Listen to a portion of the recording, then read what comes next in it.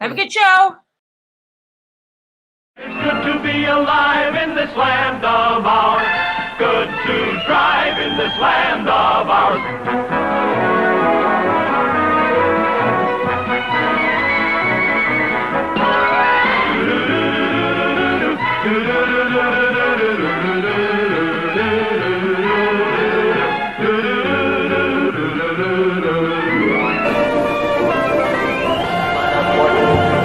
Hello, Canadian hockey fans in the United States.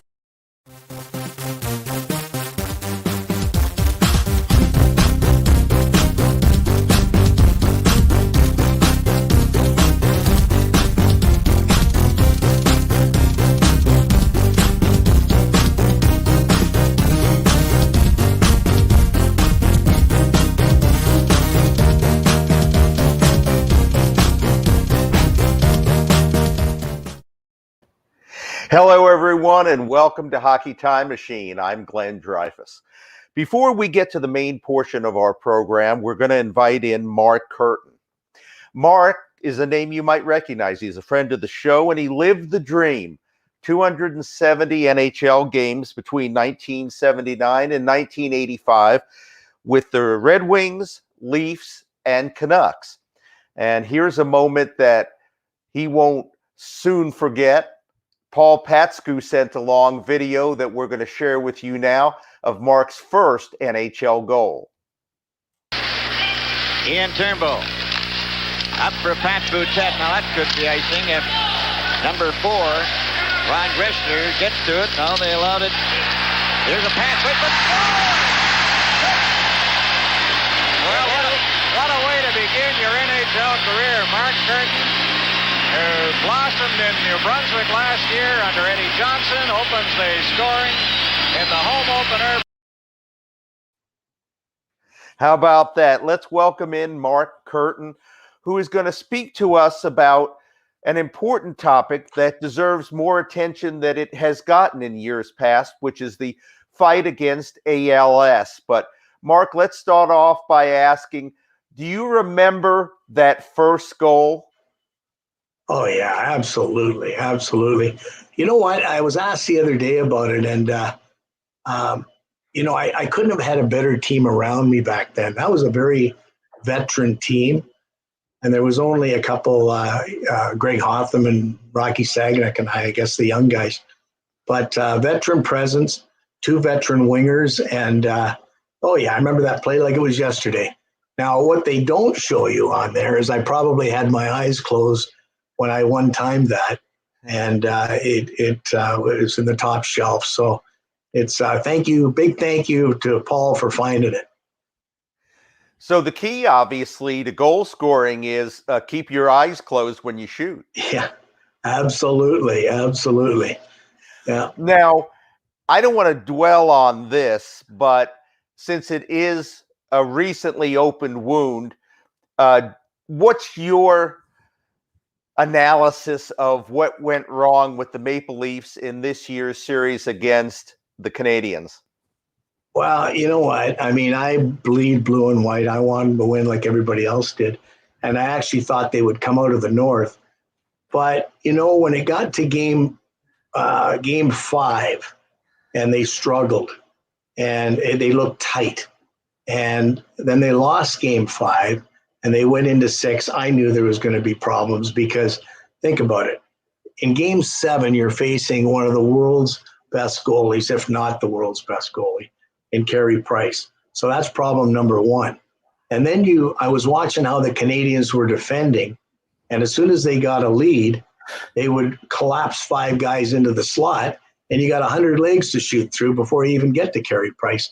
So I think there was 2 things. The Leafs had to win game 5 or 6 and not let it go to 7. Just too much seeps into the mind. And the other thing is the fact that our core guys have not learned to, win in the playoffs yet. Because if you turn the station afterwards and you watch Boston play, who would you want to go to war with in a key game? Certainly that Pasternak line. They know how to win. And Yzerman never won a cup either until he was late 20s. So we have time, but our core's got to learn to win. Do you think they will? Well, that's a good question, because I'm sure that, through the debriefing, every one of those players are going to get looked at, and they're going to make some decisions. So listen, when something like this happens, that was tragic this year, you may see a big move or two, and it could be a core move. Okay, we heard it There you first go. from Mark Kirton. Now, Mark, we're here to talk about ALS, which is a disease that gradually paralyzes people because the brain can't communicate with the muscles of the body. 80% of people with ALS don't survive past 2 to 5 years. There's few effective treatments, and there's no cure. So, Mark, if you would please, would you share with us your ALS journey? Well, you know what, Glenn, it all started for me, and you're right, there is a short lifeline, but there's also ALS patients that live 10, 15 years as well. Everybody's different. And you know what, to be honest, I'd rather be in that category. Thank you. So I all started back in 2015. And I was sitting on a beach in Bahamas with my family, and my right bicep wouldn't stop twitching. And it was real unusual how it was twitching, because I didn't lift weights or anything like that, or had coffee or whatever. It just started twitching. And I remember I was reading Bob McKenzie's book and a chapter on Coley Campbell, how he almost died out at his farm in an accident. And we were talking about my arm. He says, you better go in and get that checked and whatever. So I started going through testing for 3 years. And then I would be lifting weights and the dumbbell would just fall from my hand, or my golf club would fall from my right hand, and my fingers were separating. I thought, what the heck is going on here? So for 3 years, I went to everybody, Mayo Clinic, the whole works. And then in 2018, I was diagnosed at Sunnybrook. And in 10 seconds, our world just crashed, my wife and I. And, our kids were older, and we thought, this is the time we're going to start to really enjoy life, and then bang. So we got hit pretty hard with it. And then we had to decide how we were going to tell the kids. And it was a very humbling experience. And then, when I got home that night, I looked at myself in the mirror and I said, you know what? I got two choices. I can either get depressed and go and cry in a corner and give up and all that, or I can face it head on and promise never to change my personality.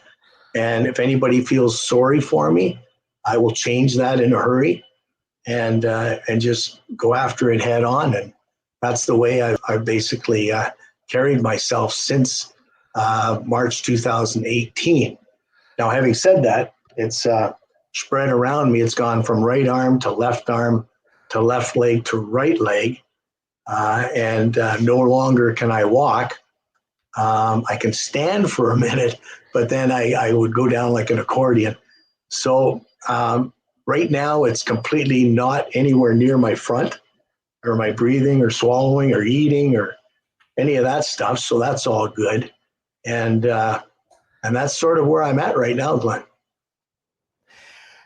One of the things that's regrettable is that when somebody does have an illness like yours, people tend to shy away. People don't know what to say. They're awkward. And so as a result, they do what I consider to be the wrong thing, which is try to not interact with the person as well. And what I've heard you say is what you actually prefer is to people to come up to you just like they did 10 years ago. 100%. And you know what? And don't forget, Glenn, what I do for a living last 30 years, selling real estate. So I can pretty well handle anything. And if I sense somebody is, listen, I feel worse when someone comes up and is sad, So I straighten that up in a hurry. But I must tell you guys that, and I really want to shout out to my family, because when somebody gets ALS, it's an impact on my life for sure. But the impact is also on my family. And as I weaken, they sort of become an extension of me.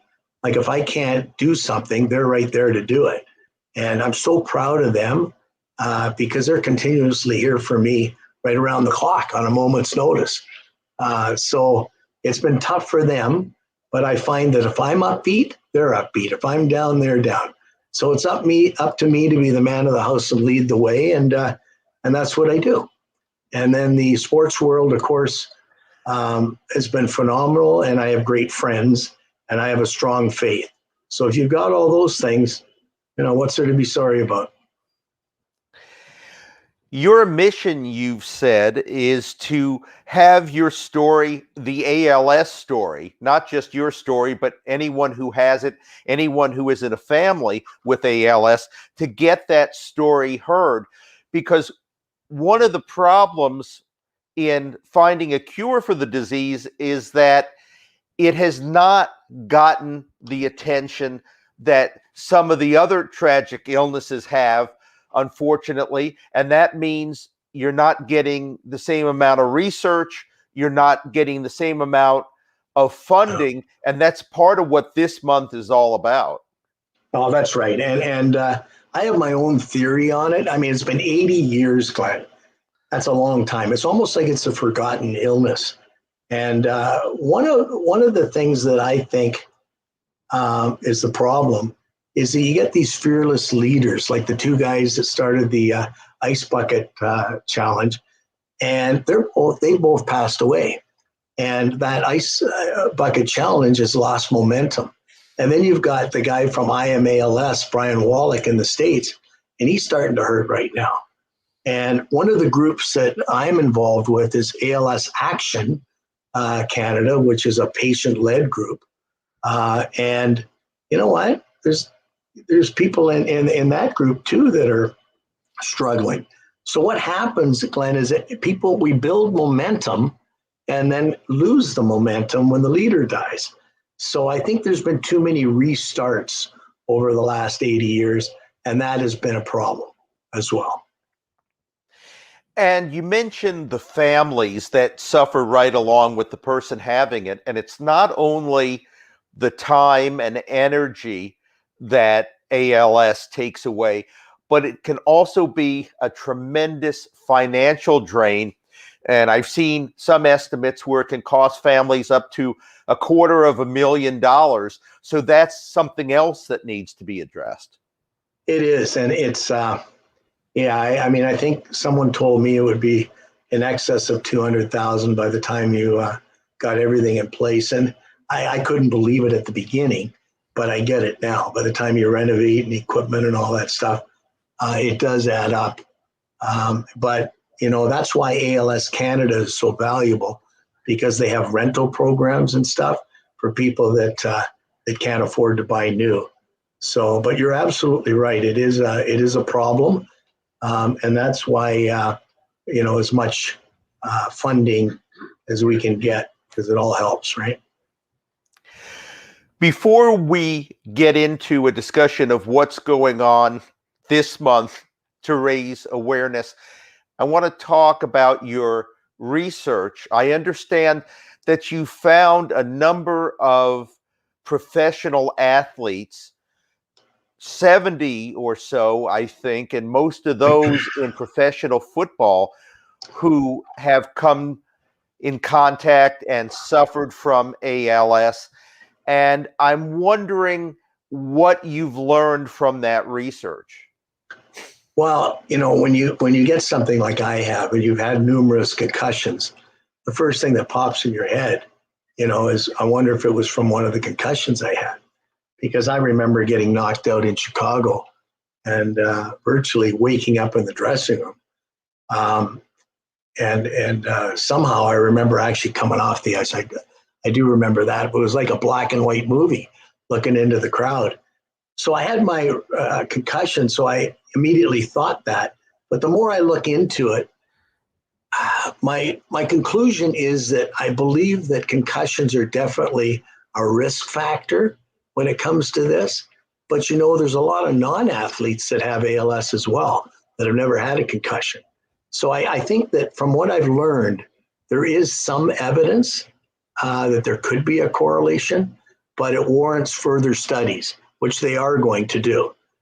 They just need a few more bucks to do it, and they're going to move in that direction and look at elite athletes causing ALS, etc.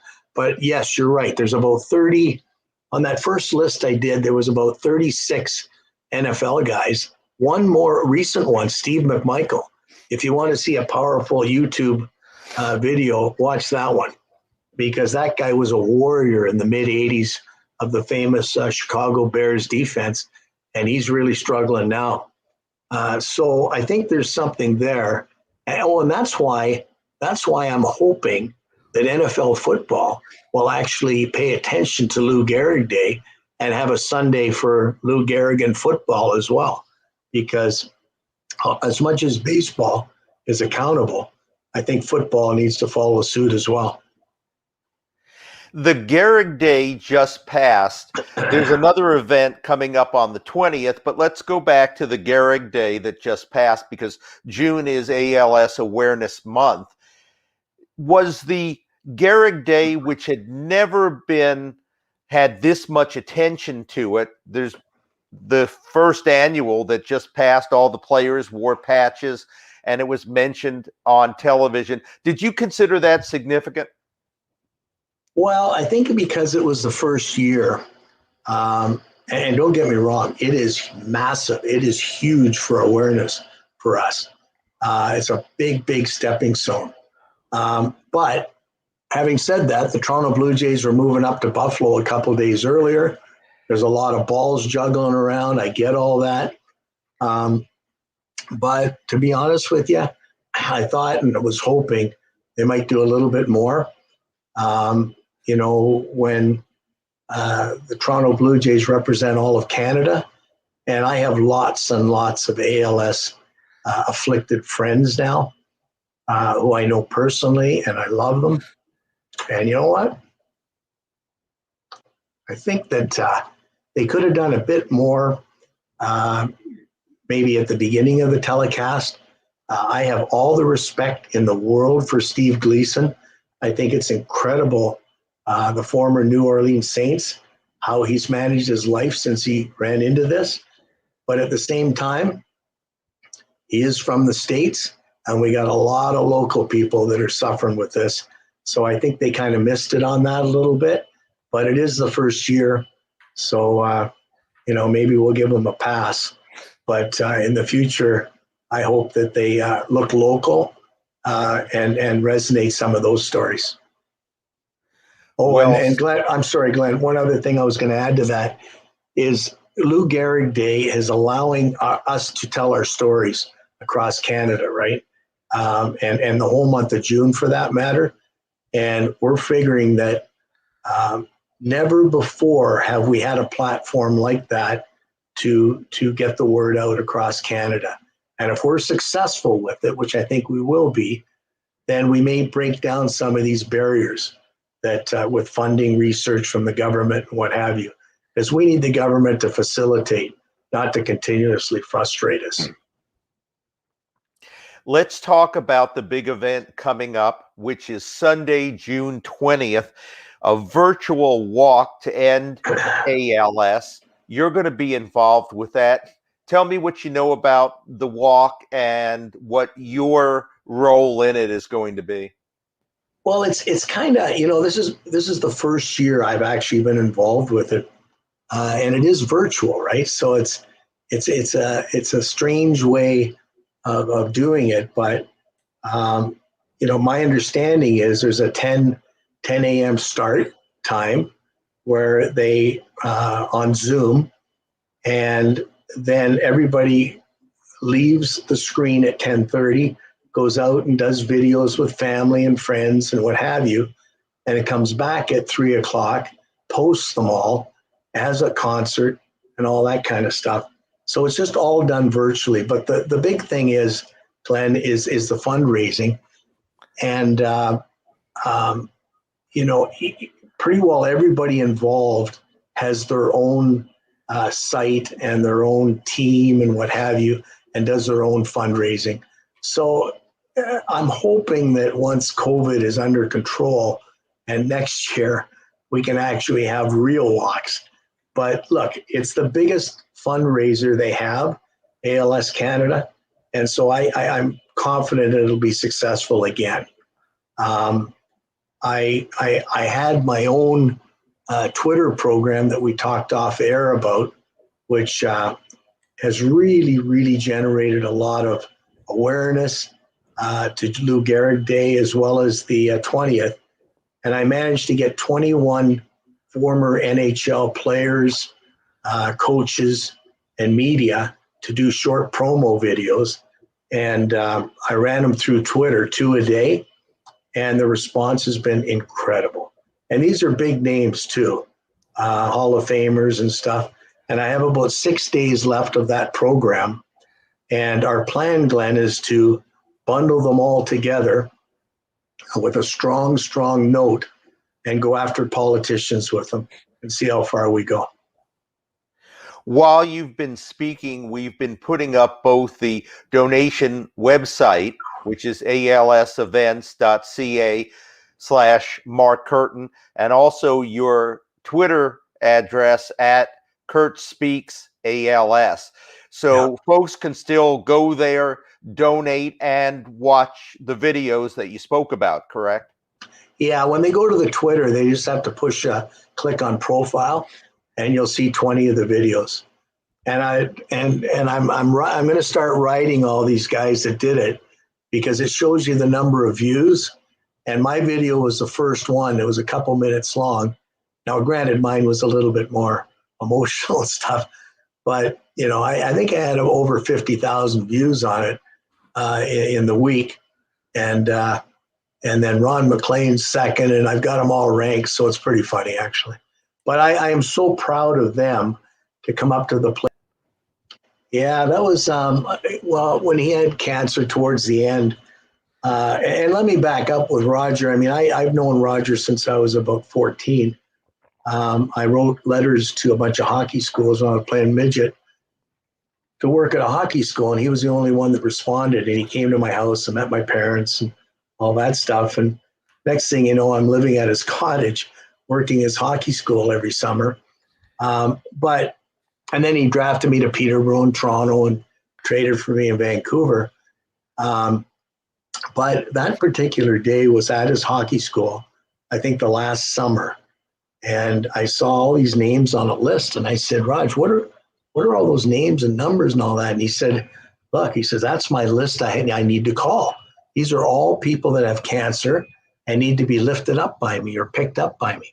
And I thought, wow, that's unbelievable.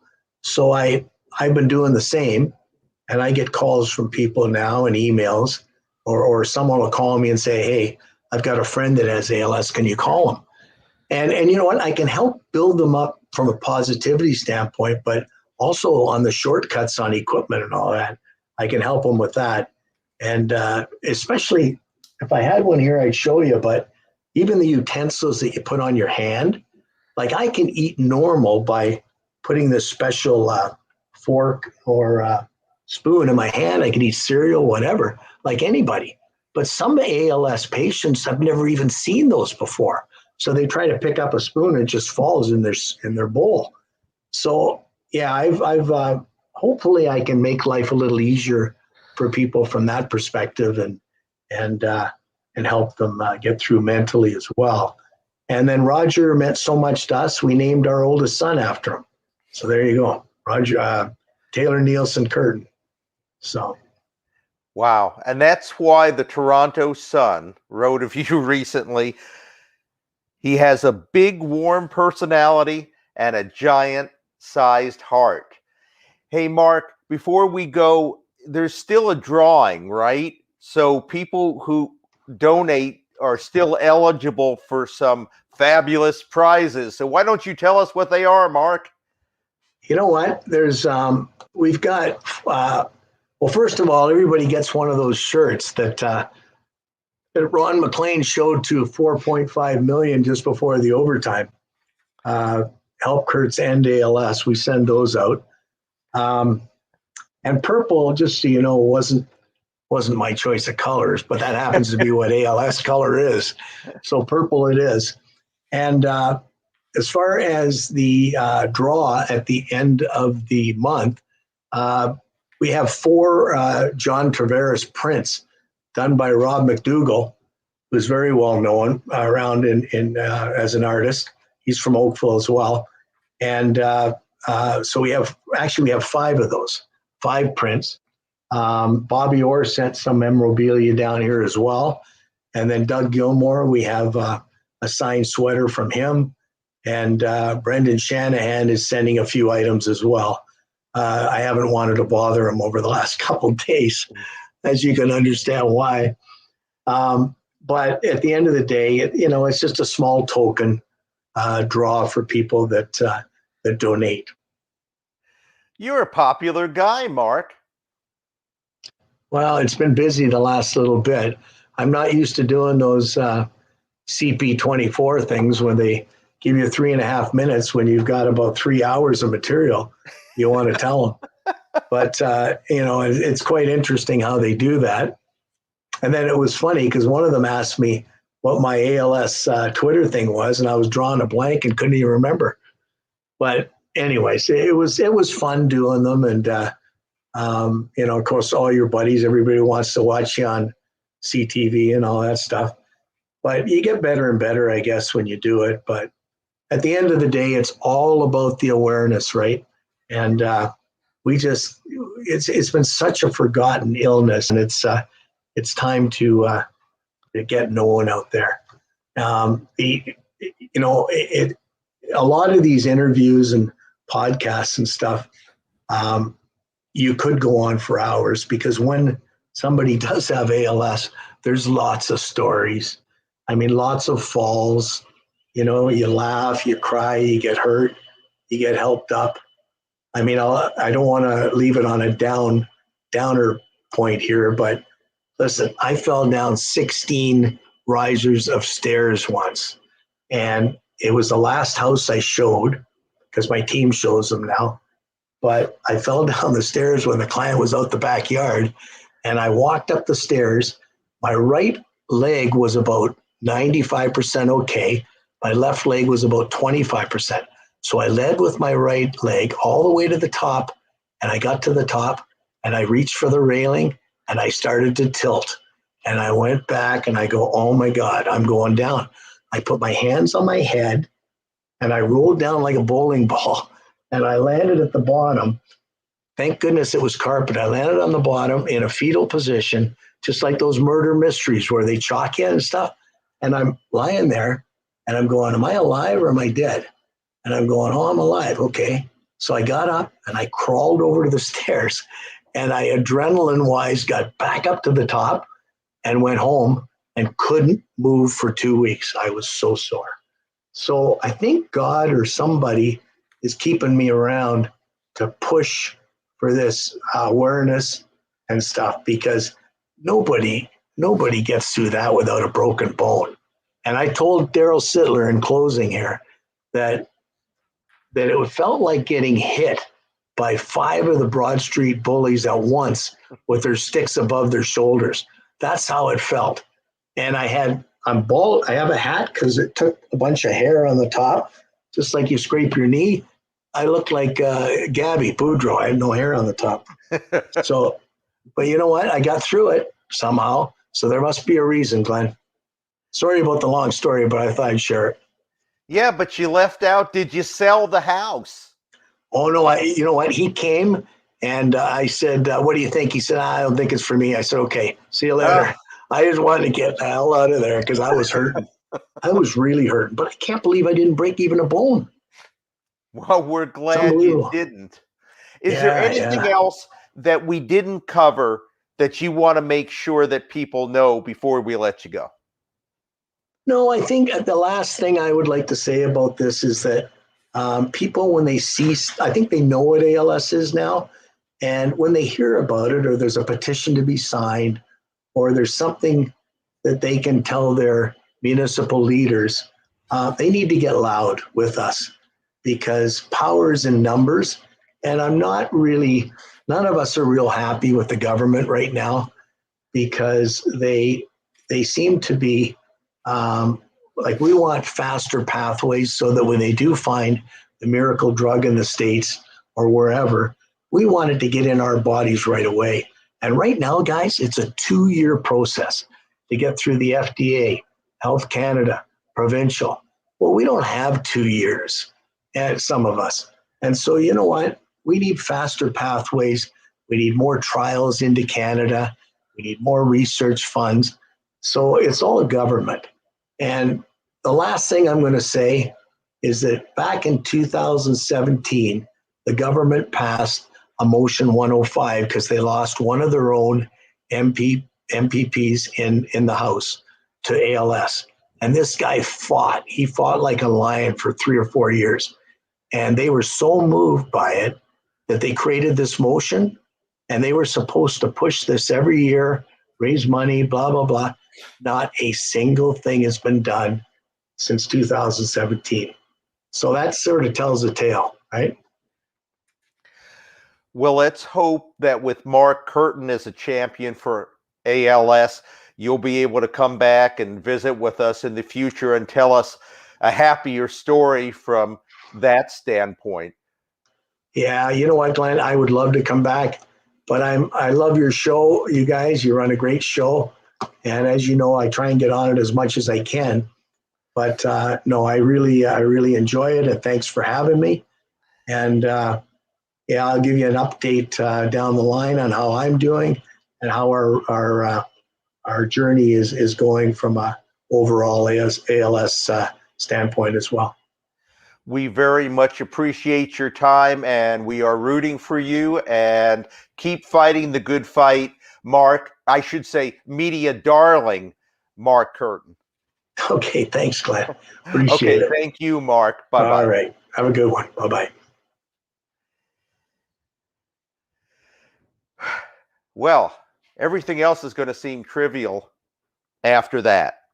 But we move on with a programming note. And here is our programming note. The Hockey Time Machine for next week. That's right, 5, count them 5, Hall of Famers, the 1970s Habs dynasty, maybe for the first time together anywhere, even though they're together virtually. Ken Dryden, Larry Robinson, Serge Savard, Steve Shutt, Scotty Bowman. That is a powerhouse panel, and they will be the guests on next week's Hockey Time Machine. Steve Paikin, who is next week's host, is already oiling his listening ears, stretching his mouth tongue, calibrating his brain pan, and clearing off space on his mantle for another award, because it's going to be a great show, so don't miss it. And if you wouldn't mind, please stick around for the rest of this one, because we now shift our focus for the rest of the program to the former Soviet Union. When you think about great hockey coaches, Scotty Bowman comes to mind, Toe Blake, Punch Imlach, Al Arbour, just to name a few. Here's one that deserves to be added to your list. Anatoly Tarasov. He's known as the father of Russian hockey, and for good reason. Starting in the 1940s, he basically built the game from scratch in the Soviet Union, and along the way collected 3 Olympic gold medals and a basket full of European and world championships. Our friend Alex Braverman spoke recently about Coach Tarasov with his grandson, Alexei, who is also president of the Russian youth hockey tournament known as Golden Puck. Here's that conversation.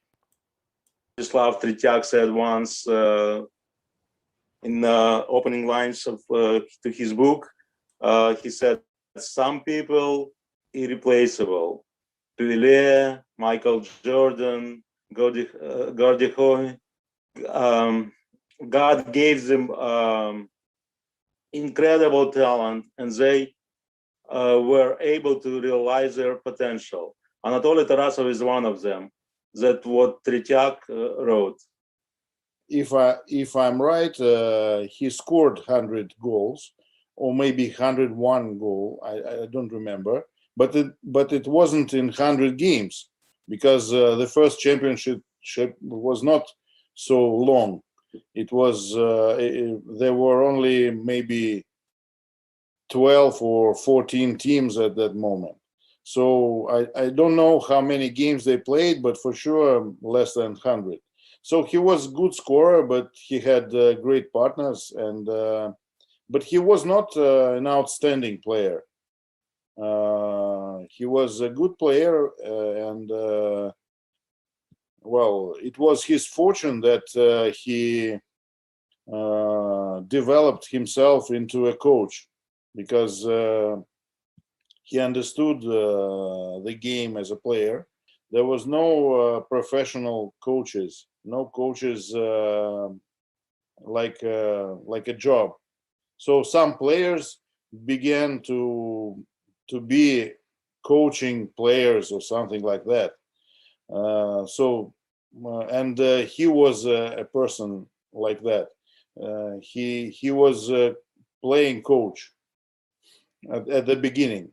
And then after a few years, when he stopped playing, he became a coach as we understand it today. Yeah, with chemistry on the ice with Vsevolod Bobrov, it's not always work off the ice. And some people said it started back in 1947 when Stalin was, Vasily Stalin was curator of the team, WWS team, and he decided to replace your grandfather and to give the job to his favorite player, which was Bobrov. What do you think about this? And was Anatoly ever angry with government officials?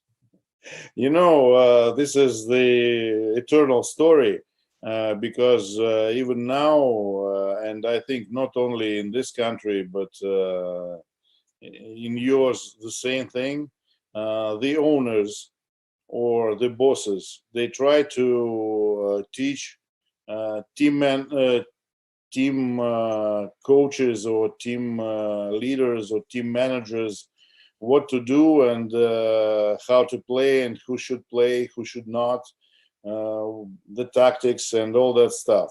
And I guess Anatoly, from the very first years of coaching and working in this sport, he was very confident in himself, and he was. I think he had a great respect to the game, and he never let himself to be led by amateurs. Amateurs, even if they were bosses or they had power to decide who will be the coach or how it will be. So that was the roots of conflict between him and Vasily Stalin, because he was passionate for sports. I mean, Stalin's son. And it was natural, and it is natural for a person who is passionate trying to do it his way. And Anatoly had a conflict about how to play hockey in this case. And he said, well, he wrote in some of his books that he couldn't continue with someone teaching him what to do with ice hockey. And that was, I think, the main reason. And we should say that Vasily Stalin was smart enough and kind enough, and it had no consequences, even if we pronounce this surname, which is a little bit scary. So he left this, it was in Russian, VVS team, which is a team of Soviet military Air Force, yes. And for good luck, it was Red Army. Another team formed at that moment, which was the Red Army or CSKA, which you present today. That's great. Thank you. So that was the reason he moved out, and then conflict with Bobrov was well. Now it's a little bit like a story for a movie, because everyone who remembers those times, they try to explain this rivalry between Bobrov and Tarasov. We lived in the same building, the same block, and I know for sure that they always had great respect for each other. They were no friends of heart, maybe, because athletes rarely become, because they had this. Because they were rivals on the ice. So, or even if you play for the same team, you always try to be better than your teammate. And my grandfather always told that Bobrov was great as a player. He was really outstanding, because for me, for example, it's very remarkable that he played on both hands, for example, because at the time the sticks were not curved, and he played on the left, on the right. It was the same for him, and he was great scorer, but he was not, let's say, was not Tarasov's player, because he was very ambitious, and he liked to score very, very much, and he never gave passes, and for him it was important to score himself.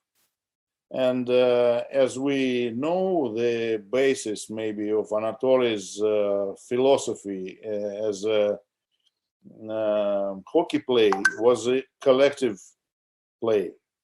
So it was against his rules, and he never was able to force Vsevolod Bobrov to do what he wanted him to do, because he was a scorer, and he was famous, he was a superstar, and it was very difficult to deal with, because they were quite the same age, and Bobrov was more famous at that time. He was a superstar, and Tarasov was a good player, one of best players, but he wasn't a great coach yet. So that was their difference. Bobrov, great player, and Tarasov, great coach. I think they both had great respect for each other, and all the rest are fairy tales. Yeah, and this brings us to 1960s when your grandfather became coach of national team again. This time is in tandem with Chernyshov, Thursday is today, Chernyshov. Oh, cool. Yeah. So, what do you think? This tandem bring 9 championship in the 60s, 2 Olympic golds, medals. What do you know about this tandem, and what you can tell us about? Well, I know that maybe it was a very interesting combination between calm and very well educated and well behaving Chernyshev was like a noble man, in my view, and with passion and fire of Tarasov. And they say that my grandfather was responsible more for training process, for some emotional part of the game, and Chernyshev was game leading on the bench always. But then I know that they were not very close, but friends, and they met outside the ice, and they were well, each other guests at home, and so it was a good relationship, and very nice that it was combined like this, because maybe my grandfather was too sometimes too hot to deal with when it was necessary to deal with authorities of sports and political authorities. He sometimes could be not too polite, and Arkady Chernyshev was more politically well. He was more let's say more adapted to deal with powers, and so they managed in this tandem. They managed to keep passion in locker room and on the ice rink, and be good and well and accomplish a lot. yeah.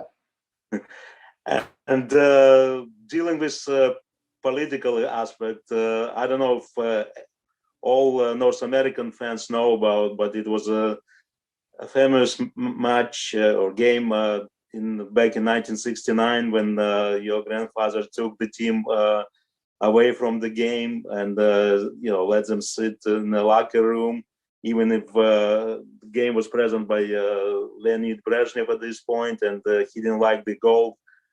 I mean, your grandfather didn't like the goal, which was disallowed, and stopped the game.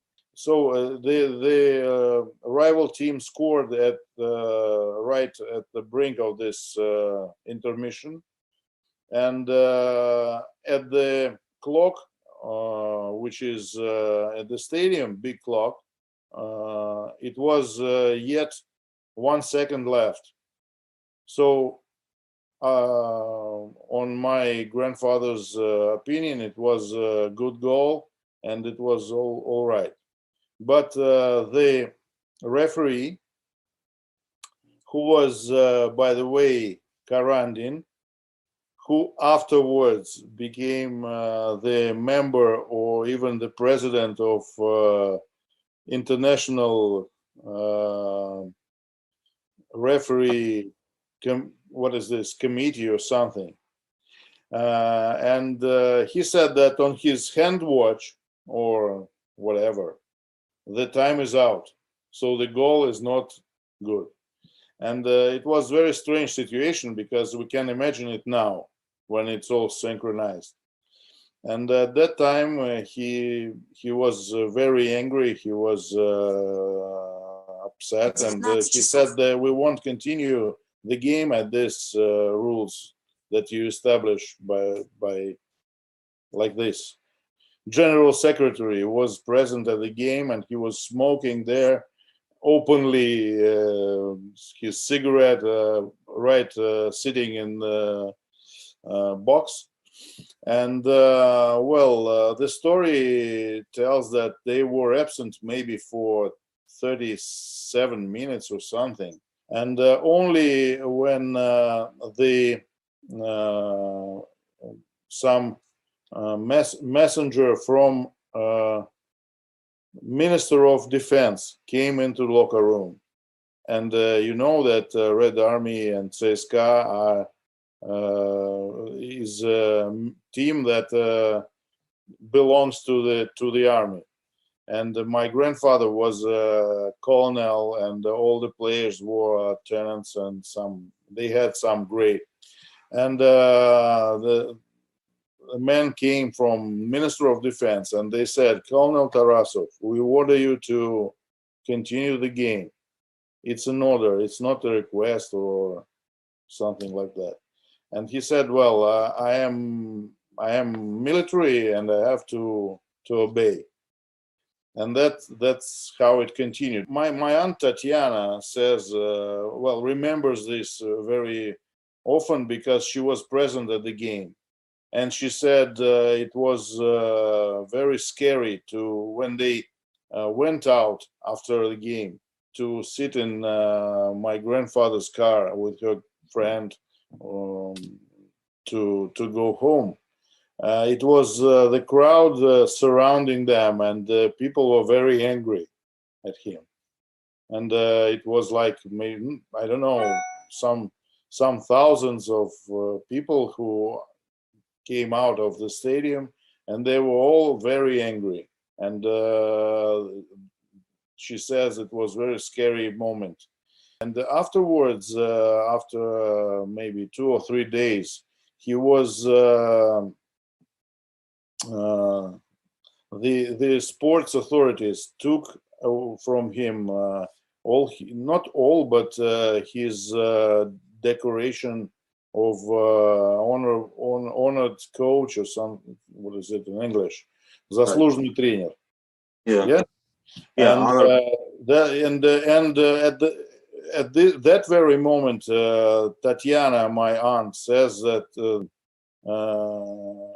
it was the only time that she saw her father crying, because I understand that at the game he couldn't act the other way. He realized that maybe it was the end of his career, because because of general secretary, all that. This was quite unimaginable act in Soviet Union, that you make this move in presence of all the state authorities. And he was very, very upset. But I know that Chernyshev helped him in this situation, because the sports authorities didn't want to nominate him as a head coach of national team anymore. And they said he won't go out of the country, he stays here. But Chernyshev said that if he doesn't go, I don't go. And maybe he helped him with this, and after maybe 6 months, it was all back. Yeah, and he returned to national team. Yeah, and this brings us to 1972, when where they signed, won again another gold at the Olympic Games, and after that they were released from coaching position. And one of the excuses was, he was coach for 24 years. He's probably tired of doing this. And I know it was just an excuse. What do you know about that? What do you think now when, for example, I am 52 and he was 56 at that moment. 54. 54, yeah. Yeah, he was 54. And I understand that that's a good age to be head coach. It's not the end. Some people start their coaching career maybe about this age at some levels. And I know that the story was also political, let's say, because it was after a story in Czechoslovakia, which was 1968. And Soviet Union had a difficult relationship with Czechs. And at that time, the Olympic medals, the Olympic tournament was not like now with playoffs.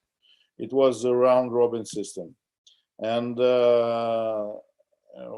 so Soviets were becoming champions before the last match. They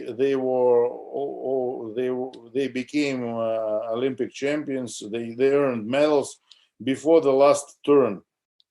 And from Moscow arrived a wish or order or suggestion to lose against Czechs. So they were becoming second or third. Silver. And Americans third. So this was like a pre-decided game. And I know that it was absolutely impossible to imagine Tarasov sell the game, even if Soviet government was buying it. And so they played as they play, and they won the last game. And so Czechs moved down, and the Americans move up after this the last game played. And maybe in combination with those previous stories about his conflicts, it was too much for Soviet sports authorities to keep him inside this in this position. And again, Chernyshev, as I know, said he won't stay alone because they were together for 10 years or something, and they won everything. And well, that's how it happened on my information. They would like to stay, but it was not on their power. And of course, this because of this, he couldn't go to Super Series, which is happened right after in September. And Bobrov was acting as a coach of this series, and many people now thinking what would happen if your grandfather was a coach. And do you think he could win this, at least one of the three games in Moscow at the end? What do you think? Well, we all know that the story has no this if maybe something happened which not happened. But well, I think yes, I think he could motivate his guys to make this final effort, and it was okay. But what should Canadians do in that situation? If they were Tarasov who won everything, that's impossible. Yeah, it's hard to predict what would happen, but the story is, Canadian won this series.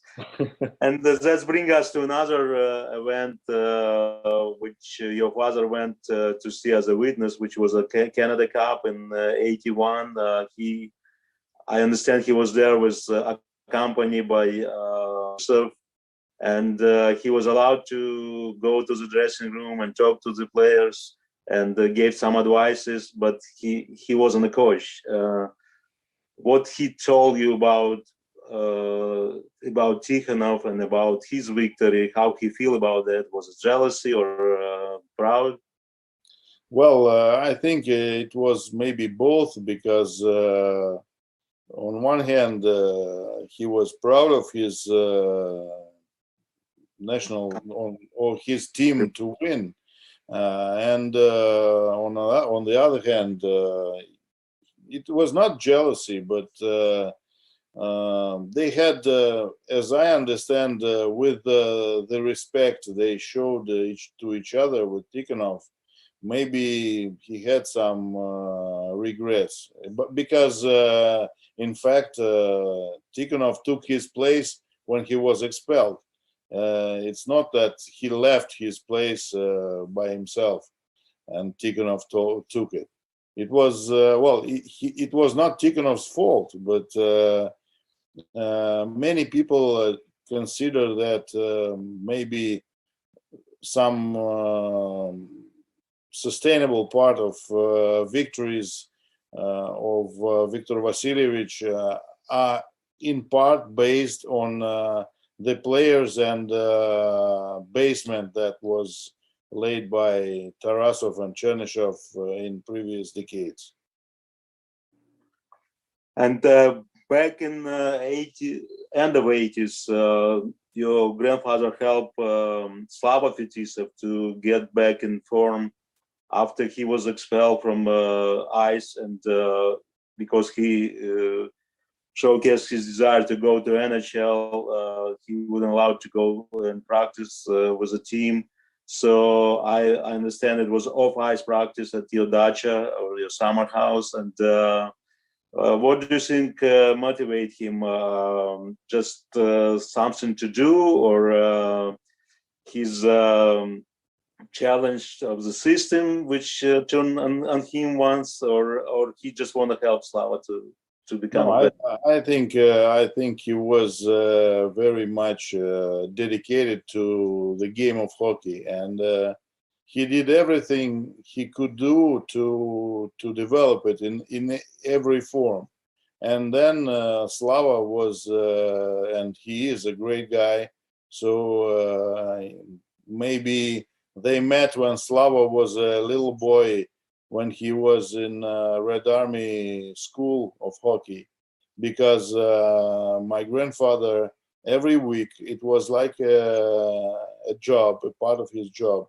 He visited the trainings of small children, all ages, and just to see how it works.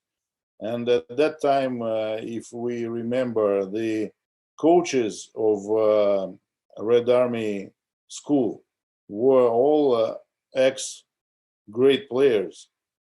And so his pupils, Tarasov's pupils, were teaching small kids, and he was controlling it.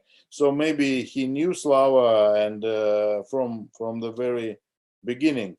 And I remember these moments when Slava came to our dacha, and really, because Tarasov was master of training, and he invented some drills with things we can imagine, like what today is used, maybe all these tires, some strange thing. He found training drills with everything he could find around him: trees, stones, steps, maybe some garden. Yeah, everything. Yeah. So that was important because for Slava, because Slava maybe was not in his best form at the moment, and for one hand, because he was expelled from ice for some time. Then it was important for him to train himself, because he had to catch up with the others and maybe go further. And it's very nice story when he came to old coach to give him some special drills and some special techniques that he could use maybe in his house or everywhere, just to be a better player, because he was not a young guy when he left for United States. Everybody knows Anatoly as a tough coach and demanding coach to the players. He had his own standards and always was harsh on them. How was he in the family, around his kids and around you as a grandson? Well, I never suffered anything like his players on the ice. But first of all, I would say that I speak with many of his players, and they don't. They say that Tarasov's trainings were tough, but it was not let's say, not I don't like the word humiliating, but it was always fun because he invented something. He said that you should never come to training with the drills of yesterday. He invented. It was fun for them also, not only difficult and hard to do, but it was interesting. And for me, for example, I remember, and all my schoolmates, when we came to Dacha just to spend the weekend, we always were subject to some work in the yard. But it was always fun because he invented something interesting. It was like training, like his training. It was never the same thing. So he was not tough at home, but we have to remember my grandmother Nina, who had a great respect to his to what he was doing, and he managed to create this atmosphere of respect when he was writing, when he was preparing to his games. No one, my mother and my aunt, they never disturbed him when he needed quiet, to be quiet. And well, he was very well organized at home. I remember that he woke up maybe at 5 o'clock or 6 o'clock every morning, and he wrote and he made his notes. And when we woke up at Dacha, maybe, well, he woke us up and maybe at 9 o'clock, and he had breakfast ready and everything, because he didn't understand how could we sleep so long. Time is running, and he was well, this schedule maniac, I would say, because he told me a story about his coach, his own coach, his teacher Tovarovsky at maybe it was 40, 45, 46, or maybe even before the Great War. And he made him to invent a way to lace his shoes in a way that one shouldn't lose time to lace it every day. Because he said, Anatoly, you lace your shoes, you spend 5 minutes a day with lacing your shoes. Now, tomorrow, bring me the way to minimize this time, because if you multiply these 5 minutes to the days you're gonna live, you spend 2 months on lacing your shoes. You could do something more important. And he was very productive in this sense, because nowadays when I'm ruling this Golden Park organization, which like a junior league, amateur league, we have maybe about 100,000 players around Russia, and we make like 30 tournaments a year, different, because they are different ages, different time zones, and many different tournaments. And he was ahead of this when he was head coach of Red Army, when he was head coach of national team, when he was there was some kind of championship of military forces also in the Soviet Union in hockey. And he was also president of Golden Park. And I meet people all over the country who says that we met Tarasov over there, over here. He decorated me with the gold medal of Golden Park in 1969, for example. And I don't understand how he did all that, because I'm not the coach of national team. I'm not coach of Red Army. I'm not doing anything but this, and I don't have time. And he did all these things simultaneously. That's incredible. And he wrote books, and that's very well organized man. As we know, he had two daughters, and your mother was a teacher in school, and he called your mother the poor one in the family, and and Tatiana was a rich one because she was a golden coach in figure skating. But his dream was always to have a son. Did he endorse you as a son? Did he push you into the hockey game? What was his influence on you growing up? Well, first of all, Tatiana was his son in the beginning. Because she did all that he wanted his son to do. So he forced her first he forced her to do all gymnastics and all that stuff, and finally she moved to figure skating, and she has success. For me, it's strange. It was maybe not the right moment to move me to ice hockey, because I was going to Red Army hockey school when I was 6, but it lasted maybe 3 months, I guess. And unfortunately now no one can tell me what was the reason I left. Then I was playing in my when I was living in open ice rink next to my home, and he was some year maybe he was a coach of our Golden Puck team where we lived.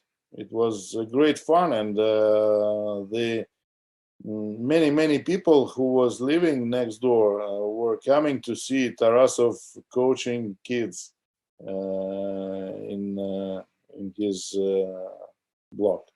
You're now president of Golden Park, which you mentioned about. So your grandfather, what he started a long time ago, it's still alive, and we can hear the story, and maybe more people will know about your grandfather.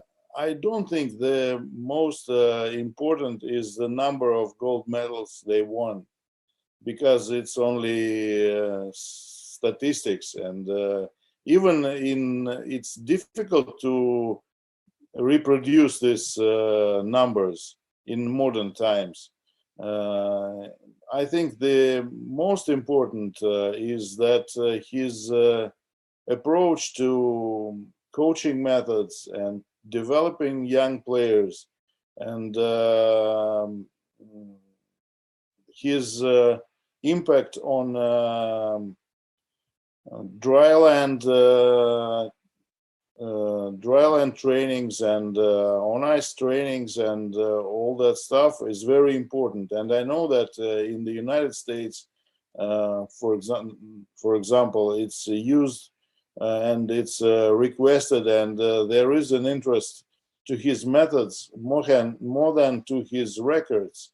And as we continue this direction, I think the very important of his heritage is this Golden Puck movement, or organization that continues to be alive, because it's very important to give to young children who don't have maybe resources or ability to pay for ice hockey, which is very expensive, and we all know. I think that the main idea of Golden Puck, that we should give the opportunity to try to realize themselves in ice hockey. It doesn't matter who you will be after. You can be a worker or pilot or driver or manager, whatever.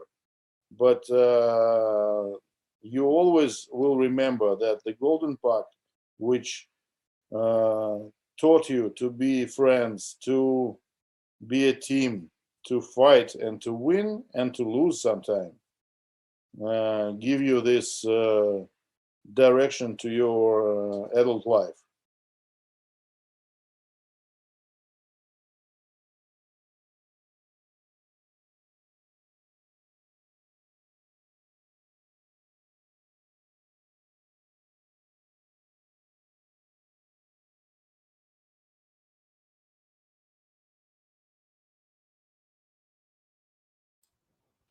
It works better when my microphone's not muted. Lesson 1. I did that for all you aspiring broadcasters out there. You're welcome. Our thanks to Alexei Tarasov and also to Alex Braverman. Another famous name in Soviet hockey is Vsevolod Kukushkin. As a journalist and author, Kukushkin covered every international Soviet hockey match between 1968 and 2002. And because of his command of English, he also served as a translator for the Soviet national team. That gave Vsevolod access to the locker room not available to other reporters. So we recently had Kukushkin give us the Russian point of view on the 1972 Canada versus USSR Summit Series.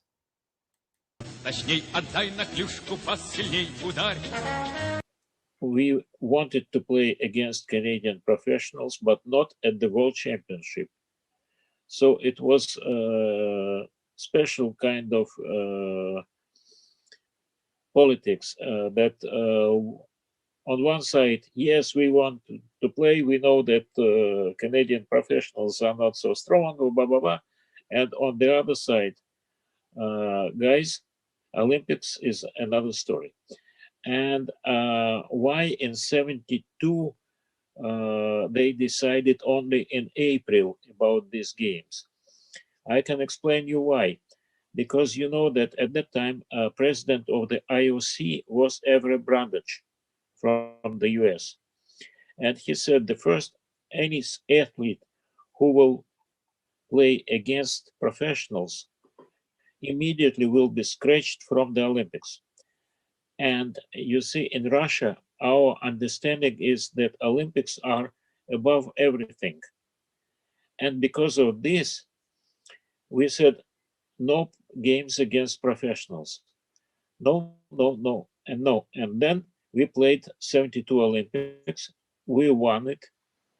After this, we realized that half of this team will quit because of age and so on. So there is no risk. And also in autumn, we should have new elections of the IOC president. And we understood that any new president will not object against games, Russians and NHL or something like this. That's why agreement was signed in Prague at the World Championship in spring 72. And it was, you know the name John Krichka, Justice Krichka, he was the head of, and it was Andrei Starovoitov from Russian side. And it was pretty funny that in Prague, there is, they call it Crown Plaza, the hotel. But before it was Hotel International. It architecture reminds a little bit of Moscow University or ancient, you see, Alexandria Library in Egypt. And design was like this going up, and with a star on the top. But it was golden star, not red star. And on the second floor, it was Krichka and Starovoitov signing this agreement. On the fifth floor, It was John Ahern who was making the statement that he will never allow these games. But in half an hour, Starovoytov met Mr. Ahern and said, "Bunny, we signed an agreement."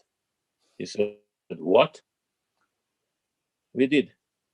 "Oh, okay." He said to the press, "Gentlemen, I changed my mind. I decided that let them play, nothing special. It will be a good game, and I'm interested in development of ice hockey all over the world." Although it's typical. And there is one thing. In this agreement, there was not specially mentioning of what kind of players will be in Team Canada. It's just Hockey Canada. And who is Hockey Canada? Is it amateur team or professional team or what kind of team? Nobody knew. And so it was in April. Then later, our people went to Canada, and then Canadians gave the list of players. And it was Mr. Starovoytov and Mr. Victor Kukushkin. They have been, two of them. And they got this list.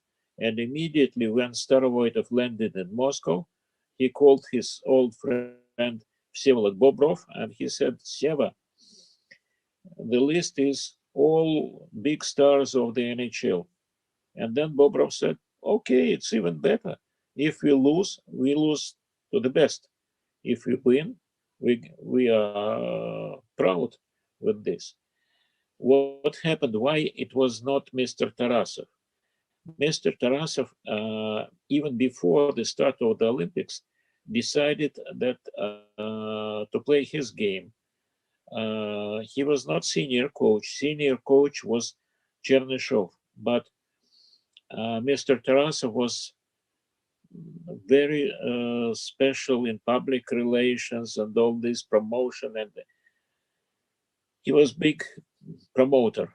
And so Mr. Tarasov gave the paper to chairman of the sports committee, Mr. Pavlov, that they will resign after Olympics.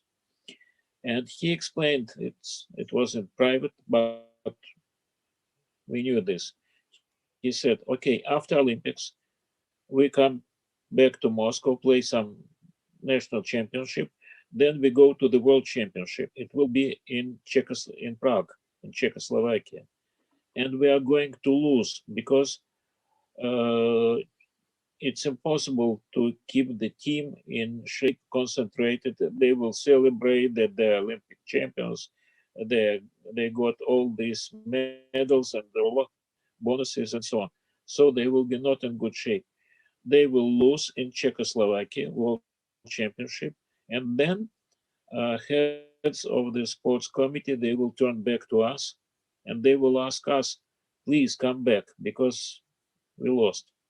But he was mistaken, because yes, we were second team in Prague at the World Championship, but Pavlov, who had been the chairman of the sports committee, said nothing special. To win in Prague is very difficult, and you played good game. You won the Olympics, and Mr. Bobrov, do you need a new assistant? He said, yes, I would like to have a new assistant coach. He asked Mr. Kulagin from Army Club. And so Tarasov was out of the game. That's how it happened, that it was not Tarasov with the team. He was speaking a lot, but what could he do? And Mr. Tarasov came to Mr. Pavlov and said, look, I disagree with Bobrov, with his system of game. So my team, CSKA, will beat his team, combined team. And let's have the control game. So they organized this game. And Team Bobrov badly had beaten Team Tarasov. Because Tarasov made a mistake. He insisted that his players should play only about 30 seconds or something like this, short. And they were not accustomed to this. Players like Karlamov and Petrov, they were used to play about 40, 50 seconds. First 20 seconds, they were just warming up and trying to find the way, and then it's a real attack. And then here at this game, it was 30 seconds, change. They had no time. And final score was 8-1. And also, Tretiak was not thinking about the game. He had his marriage. And, the guy was thinking about his how marriage will go and his first family and so on. And because of this, after the end of the game, Mr. Bobrov said, okay, now Mr. Karlamov, Petrov, Mikhailov, and some this man, take your stuff, go to the bus of the national team. We are going to the national team training camp together with Yakushev and others. Then we'll go with Mr. Tarasov for CSKA training camp. That's it.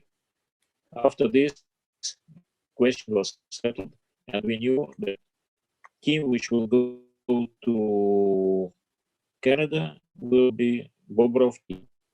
That's how it we had the meeting of the leaders of the Communist Party. You know that in our country it was more important than the Russian government. And leaders of, they call it secretaries of the Communist Party, about 6 or 7 people and some other assistants. They had been at this meeting.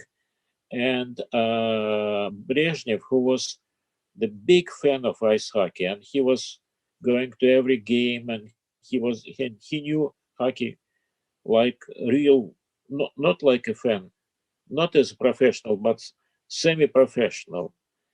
And another thing which was quite special, we had the special institute, so-called Scientific Institute of Physical Culture and Sport. And we had specialists who were following Canadian hockey. That's why we had all the information about the team, about the players. So when Gary Simon had been to Moscow, one of the reporters asked about why you didn't take this player and took this player. He was stunned how it happened that the Russians, they know so deep. And actually we had all the information, but somebody told to Mr. Suslov, he was not popular at all. And he said, oh, in Canadian press, they are writing that they will beat us badly in 8 games, 8-0, and so on. And Pavlov said, look, there is no big risk. These hockey games are at the same time of Summer Olympics. And we are sure that this time in 72 Summer Olympics we'll win. And we have a lot of gold medals. So if you want, it will be like this. Nobody will pay attention because Russian press always following winners. And if we win, a lot of press is writing about victory, blah, blah, blah. If we lose, maybe a couple lines, we lost. And because of this first game, we won. Unbelievable. So it was big explosion. And also, I had been at the Olympic Village, and we had the board near the entrance of the house of Russian Olympic team. And on the board, it was big text from TASS story about the first game with all the names and all the goals and so on. And all the athletes were either they were going for practice or after practice, they were staying and they were reading because hockey was so popular that summer athletes they got some inspiration. They said, "Oh, unbelievable! We had beaten, wow, and how, and we came from behind." Oh, so on. That's how it happened. Because of this, we were after game one. Our people, they started to breathe, and traditionally, you know that big bosses before the game, oh, you have to play. You see, you have to do your best. You think that not losing too much and so on. Then all of a sudden you win. They come, oh, game number 2, you have to win. Why? No. You had played first game, you smashed them. You must win second game. With this mentality, it's impossible. And even for players, the second game to win 2 games in a row against really great hockey players, it's impossible. But they went, they played, they lost, and after this, brains started to rotate in the right direction. Then you remember game number 3 and last game in Vancouver. You see, I spoke with my good friend Vladimir Shadrin. He said that Canadian fans, they understand hockey much better than any other fans in the world, even better than Russians. And they understood the level of the game, and it's impossible to deceive them. You see, because they understand who is good, who is in good shape, who is not in good shape, who is dirty player, who is not. And actually, a lot of Canadian fans, they hated Boris Mikhailov because Boris, he had no big fists to fight, but he had a lot of tricks, if it's possible to say, just tricks, maybe dirty tricks. And then you see, many years later, Phil Esposito said, I owned, you see, I have to pay back to Boris Mikhailov because for 2 days I couldn't move because I had such big testicles, you see. He did something, I couldn't understand how he did it, but he did. And I know that it was him. Well, actually, when they met many years ago, later in Moscow, they just shook hands and smiled to each other. For example, I can tell you that I was translating when Big Ragulin met Phil Esposito. It was many years later at the World Championship in Switzerland. And they have shown to each other. Ragulin showed, you see, to Phil Esposito, you see, these brows, it's yours, Mark, on my face. And he said, but you have broken my nose at that time. Well, they smiled. Yeah, but it was real. It was not just easy skating as it happens sometimes. No, it was real hockey, tough game. And they understood that it was not the fight. Fight is too strong.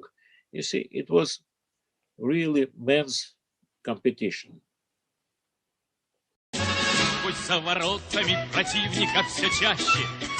For game 1, most of the tickets were distributed among high-ranked officials, region officials, and so on, not just regular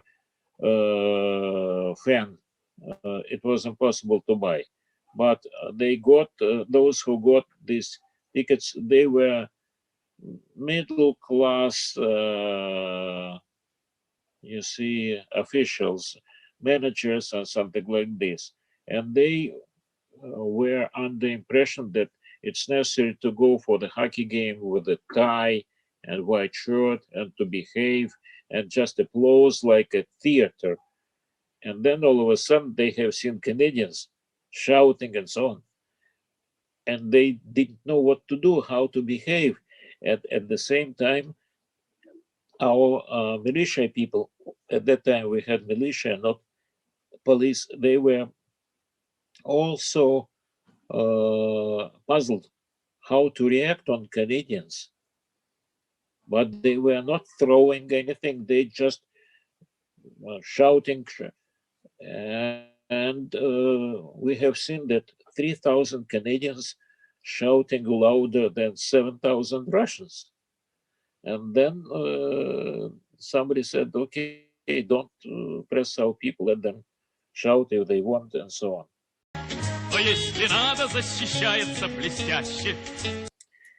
You know the word responsibility. Mhm. Some people understood that it's necessary to be responsible. Some players, they were so relaxed that two players even left Moscow. They went for several days to Sochi to relax and the Black Sea. And you know, if Russian guy is going to relax, maybe it's not vodka, but it will be wine. It's not mineral water. They were absolutely sure that at least they will win one game. No question. And especially after game number 5. Game number 5 is the first game in Moscow. We were losing, and then all of a sudden, in the third period, bump, turned back. It was our game. We won. After this, they were so overconfident. They were thinking, "Oh, we can score any moment just no problem." You see, we are the champions. Wow! But it's hockey, and also Al Nicholson, he was pushing his team. He wanted them to be angry, but they came to Kremlin, they came to the Red Square. A lot of people were good guys, and showing on Phil Esposito. Oh, this is Esposito. This is great guy, and so on. And so they were puzzled. And then they said, oh, teams should drink together, but you see, it was impossible. And our team was overconfident. A lot of people, you see, the system is, can you imagine, even now, when team is playing home game, sometimes they are losing.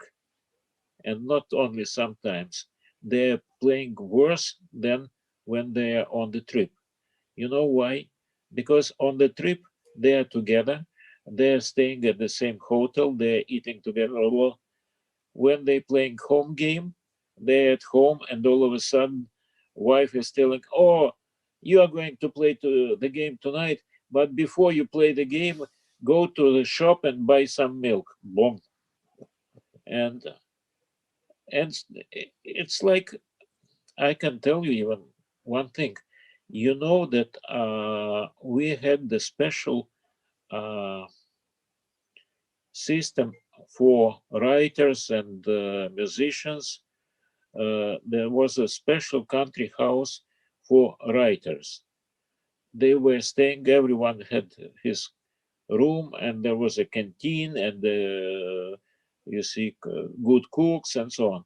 They were staying and writing, and you could go through this house. It was not so big house, but you could hear like just type machines, just this noise, because they were concentrated, they were isolated from home.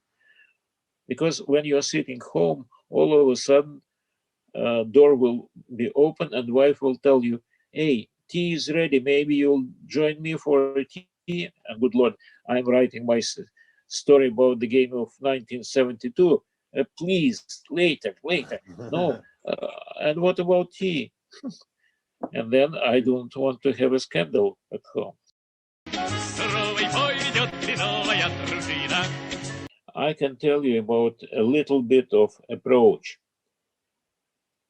Maybe it's not fair asking this question. When the last time you had war on Canadian soil? No, there was no war at all. And for us, we had war. We know. So now a big deal. Hockey is sport. Not well. We are disappointed, but we are not losing our country, our lives.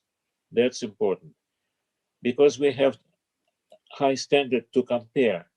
Yes, that's very important. And even now, its mentality of Russians is not so, because people ask me, "Oh, we are going to discuss." You see, there is a film about the first Afro-American hockey player in the NHL, and we are making a good film and so on. I said, guys, Russian approach is if he can skate or not. If he can skate, wow. If he can shoot, wow. Why not to play in the NHL if he can skate and shoot? And if he cannot skate and shoot, sorry guys, it's not a problem. We cannot understand this.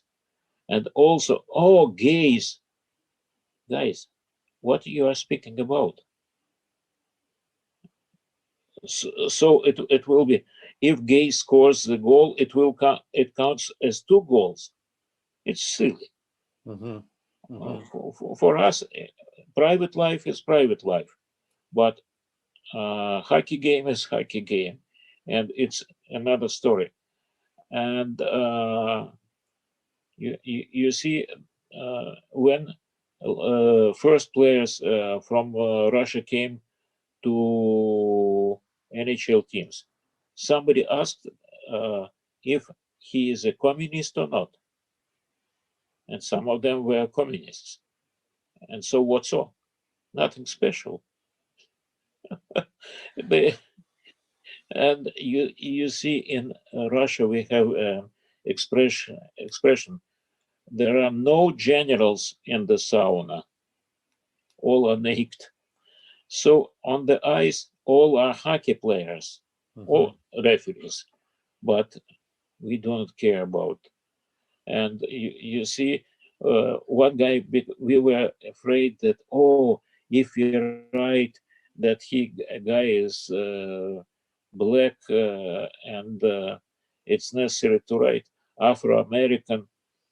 One guy wrote about wrestling match, and he said Afro-African wrestler.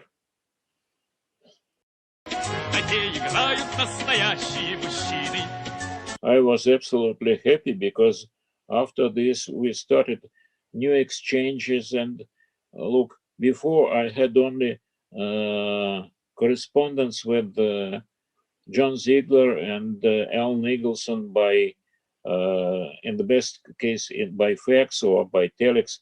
Then we became friends, and they were coming to Moscow, and we enjoyed being together. And you see, can you imagine that now Igor Larionov, and I recently finished a book about him called Igor Professor Larionov.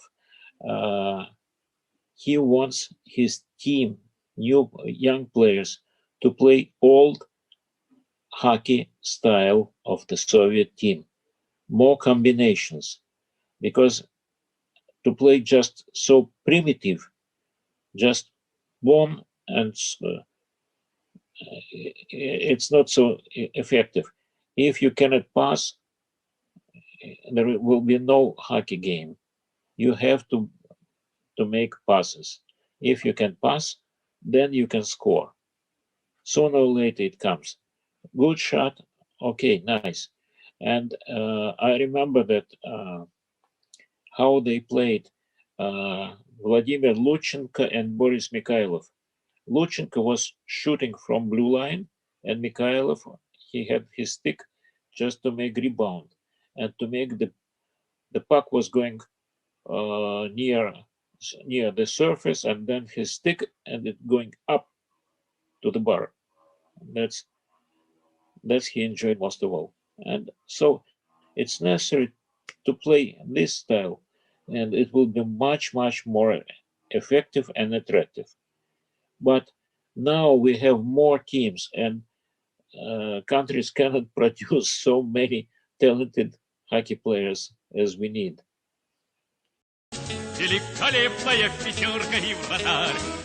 No, a lot of things changed, and our understanding and our approach, and you see, even some documents we are going to get from archive, a little bit different point of view, but not so big differences. But also, for example, I never wrote what kind of music was popular at that time. And then I met a Russian composer, famous Pakhmutova. She wrote this music that Brave Man Plays Hockey. You know, the famous Russian song. And I spoke with her and asked her, when did you write? And she said, actually, before 72 series, because a lot of people are thinking, oh, everything started after 72. Sorry, history started even before. But 72 was the turning point. And after 72, new history started. And now I propose to Vladi Tretyak to that I can make another book 50 years after. But 50 years after means that the book will be about 72 plus what happened in 50 years. Mm-hmm. All these big events.